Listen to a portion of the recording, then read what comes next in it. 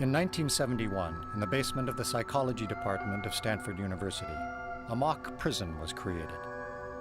It rivaled all social psychology experiments in controversy.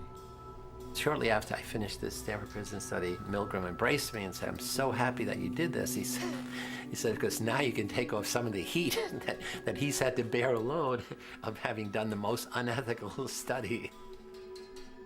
Although this experiment is over 30 years old, its enduring power has been underscored by the events at Abu Ghraib. When we got to Abu Ghraib, it was eerie. People were being told to rough up Iraqis that wouldn't cooperate.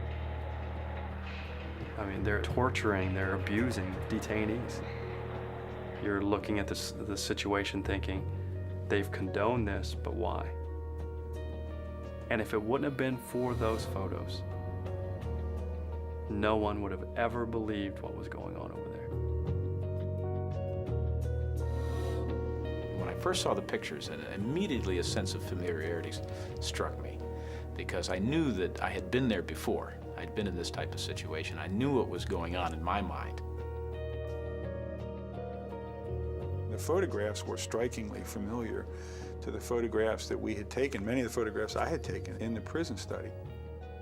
We didn't do any of the stuff as you see in Abu Ghraib, where they, get into a big pile or something like that. But I certainly subjected them to all kinds of humiliations. I don't know where I would have stopped myself. Given enough time, we could have got there. When the images of the abuse and torture at Abu Ghraib were revealed, immediately the military went on the defensive, saying, it's a few bad apples. When we see somebody doing bad things, we assume they were bad people to begin with. But what we know in our study is there are a set of social psychological variables that can make ordinary people do things they never could imagine doing. At Abu Ghraib, ordinary people perpetrated extraordinary abuses. To understand why, it helps to reach back to the lessons of Zimbardo's experiment, how people respond to a cruel environment without clear rules.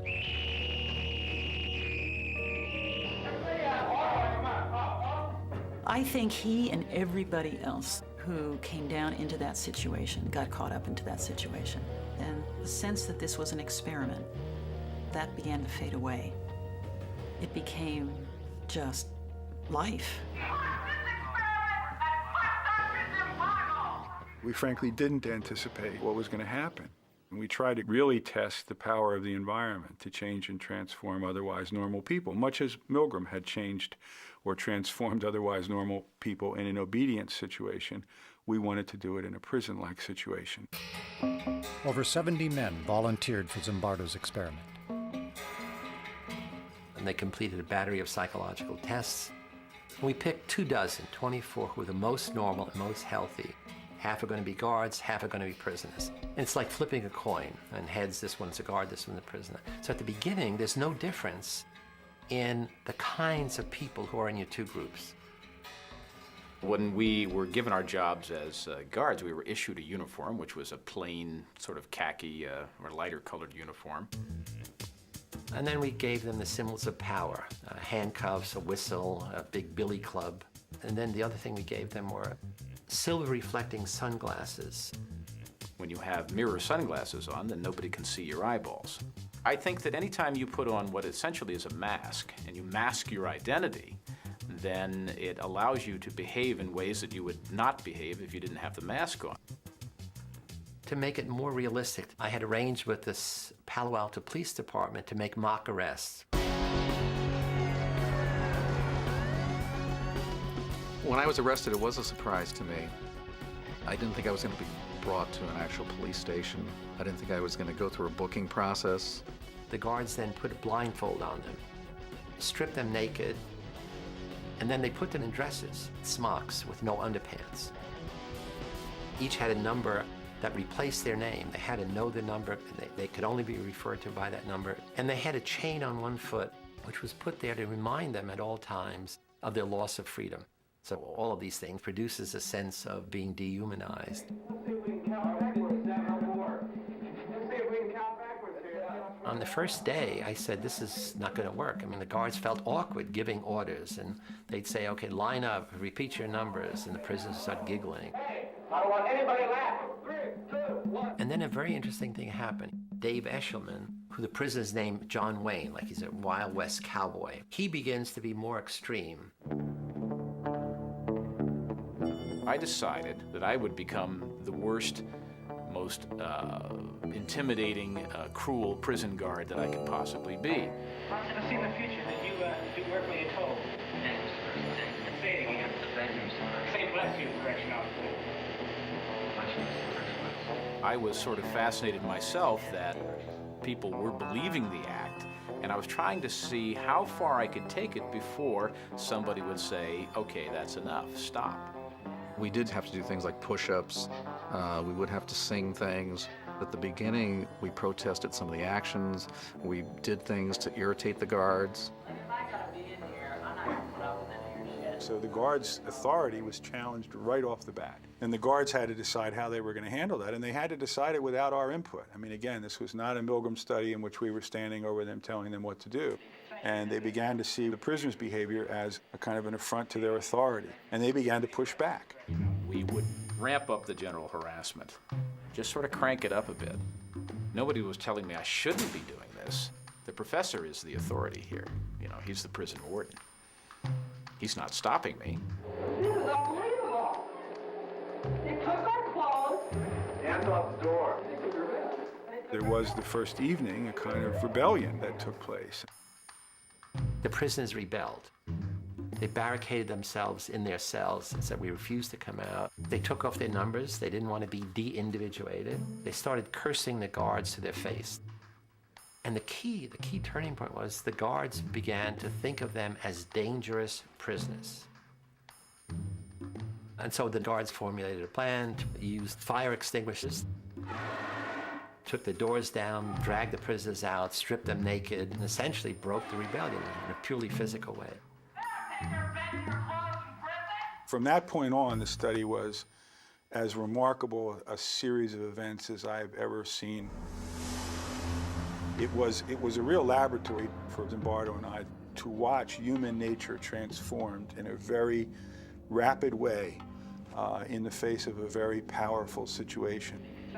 People really suffered. I mean, guards did terrible things to the prisoners. They punished them by putting them in solitary confinement, which was a small closet. You could squat or stand, but you couldn't sit, and it was dark and dank, actually. Every hour, every day, there's a teeny little bit more of an increment. And they're stepping up, taunting the prisoners. They're stepping up. The count's not letting them sleep. They're stepping. I don't think from 1 minute to the next, the people who are in it see the change and see the difference. You got a nice friend. You here was going to see to it that you don't get fired. And then the next key thing happened beside the rebellion. Prisoner 8612, he was the first one to have an emotional breakdown. I feel really fucked up inside. You don't know. I gotta go. To a doctor, anything. I mean, Jesus Christ, I'm burning up inside. Don't you know? I'm fucked up. I don't know how to explain it. I'm all fucked up inside. Help now! At the time, if you had questioned me about the effect I was having, I would say, well, they must be a wimp. They're weak, or they're faking. Because I wouldn't have believed that what I was doing could actually cause somebody to have a nervous breakdown. It was just us sort of getting our jollies with it. Let's be like puppeteers here. Let's make these people do things. What if I told you to get down on that floor and fuck the floor? What would you do then? The guards now began to escalate their use of power. Some of them had prisoners clean out toilet bowls with their bare hands. They now taunt, humiliate, degrade the prisoners in front of each other, and they exert arbitrary control over the prisoners. They keep thinking of more and more unusual things to do. And very soon after the fourth day, things begin to turn sexual. You be the bride of Frankenstein, and you be Frankenstein. I want you to walk over here like Frankenstein and say that you love the true man. If you want to fully sort of humiliate somebody, then you want to get them in those things where their biggest fears are. And a lot of us have a lot of sexual hang-ups, and so that was part of that effort to humiliate them even further. Get up, Lord. I love you, true man. I love you too, Dad. You're smiling too loud, please. You get down here and do 10 push-ups. The guards knew that had the coin come up heads rather than tails, they would have had the dress on rather than the uniform on. They knew that. So they certainly knew that the prisoners who were being mistreated had done nothing wrong to deserve the mistreatment. And yet the roles themselves were so powerful and the environment itself was so powerful that they ended up punishing those prisoners as though they had done something wrong. Prisoner 819 did a bad thing. We were told to chant something about how he was a bad prisoner. And at the time I went along with it, I'm thinking, what does this matter? We don't believe this, but we can go along and chant it. Because of what prisoner 819 did, myself is the best. Because of what prisoner 819 did, myself is the best. That night, he had a breakdown. Every day after that, another prisoner broke down in a similar way. Broke down, I mean, extreme stress reaction. And we released another one on Tuesday, Wednesday, Thursday. Nobody who was in that study could deny that the prisoner breakdowns were genuine. They were scary to see. They were upsetting to us. They were unexpected, but they were very clearly the real thing. At some level, we understood that something was happening that we were no longer in control of. It was damaging people. We didn't quite have a grasp on what to do about it. One of the mistakes we made was that we hadn't built in time to step back and to look at what was happening and call it what it was, which was mistreatment. We were caught up in the events that were taking place. Or you can keep your blankets, and 416 will stay in another day. We got 3 against 1. Keep your blankets, 416, you're going to be in there for a while. So just get used to it. On the 5th day of the study, Zimbardo invited his girlfriend, recent psychology graduate Christina Maslach, to visit the mock prison. I had heard bits and pieces from Phil about what was going on. And then when I was down there that evening, it really was kind of a wow. The thing that really got to me was when some of the guards took the prisoners down the hall to the men's room. She looks out and sees a line of the prisoners with paper bags over their heads, each one holding the other one's shoulder. And they're leading them down the hall. And Phil comes over and look, you know, my God, look at that. And I looked up and something about it just, you know, again, it was the dehumanizing, demeaning kind of treatment. I couldn't watch it. And she said, it's terrible what you're doing to those boys. And she got tears in her eyes. I said, what? And she runs out. And I'm furious. I'm saying, look, this is, I run outside, we have this big argument. I'm saying, look, this is dynamics of human behavior. Look, it's fascinating, the power of the situation. So I'm giving her all the psychological basis, and what kind of psychologist are you? You don't appreciate this. And she said, I don't understand. You're a stranger to me. I don't understand this. How could you not see what I see? I mean, you're a caring, compassionate person. I know you from all of these other things. Something's gone wrong here. And then the next thing she said, which had an equally big impact, is, I'm not sure I want to, have anything to do with you if this is the real you. And that was like a slap in the face, because what she was saying is, you've changed. The power of the situation has transformed you from the person I thought I knew to this person that I don't know. And at that moment I said, wow, you're right. We got to end it. After only 6 days, Dr. Zimbardo shut down his experiment.